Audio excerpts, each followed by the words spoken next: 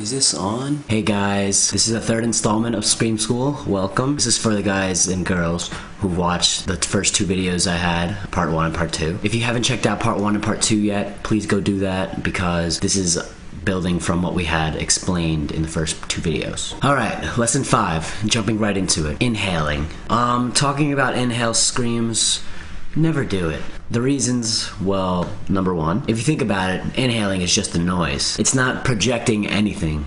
It's just the opposite of that. Screaming is just like singing. It's projection. When is the last time you heard a singer who inhales to produce their notes? Never.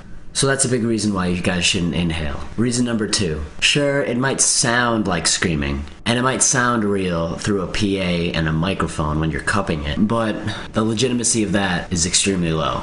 In my opinion, it's sort of the easy way out to screaming. It's sort of the easy way to quote-unquote sound good. To me, it's like a bootleg version of screaming. The next thing I would like to talk about is whisper screaming. I personally have no idea what that is. If it is what I think it is, please don't do it. Everybody needs to stop making bootleg versions of screaming. The next thing I'd like to talk about really quickly is water. For those of you who go to record or practice every day, you know that water is very essential. Or even those of you who play shows, you know how important drinking water is. It keeps you hydrated. It keeps your larynx and vocal cords hydrated. Speaking of the larynx, for those of you who don't know what the larynx is, it's your vocal box right here. Your Adam's apple is the cartilage around the vocal box. Inside of there's only 2 things I want you guys to worry about. That's the vocal cords and the false vocal cords, also known as the vestibular folds. What you guys need to learn is to control the larynx. Before I move on to lesson 6, for those of you who are watching and are worried that you cannot see your Adam's apple or your larynx, don't worry if it's not visible. For girls who can't see their Adam's apple, don't worry, it's still there. For guys, it just happens to be much more visible. Like, I'm pretty sure you could see mine right now. Alright, lesson 6, talking about moving your larynx. Changing pitch. So if you watch the first 2 videos, you kind of have a basic understanding on how to scream. I'm going to show you how to change your pitch of your scream now. And the larynx is one of the things that you need to control to learn how to control your pitch. When you go to swallow something, your larynx moves down naturally. And if you're singing,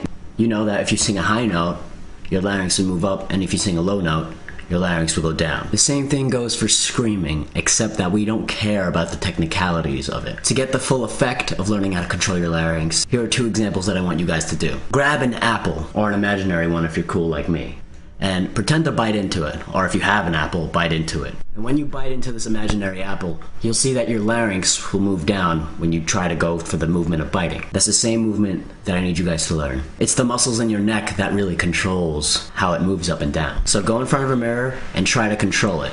What I mean by controlling it is by doing this. Just get that simple movement down. Controlling your larynx isn't like controlling your biceps. It's a very subtle muscle movement that I need you guys to learn. That's why it's not very easy to control. The next exercise I would like to show you guys, I know I don't ask you guys to sing, but in this exercise, you might need to. I want you guys to sing a scale. I'll play it for you right now.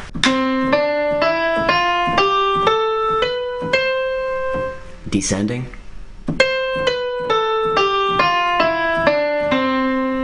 Now, I want you guys to sing that. If you watch, your larynx will go up when it ascends in the scale and down when it descends. So basically all I'm trying to tell you is to gain control of this. If you can move this naturally, then great, you've got it. This is what you get when you learn how to breathe properly, project, distort, and now control your pitch.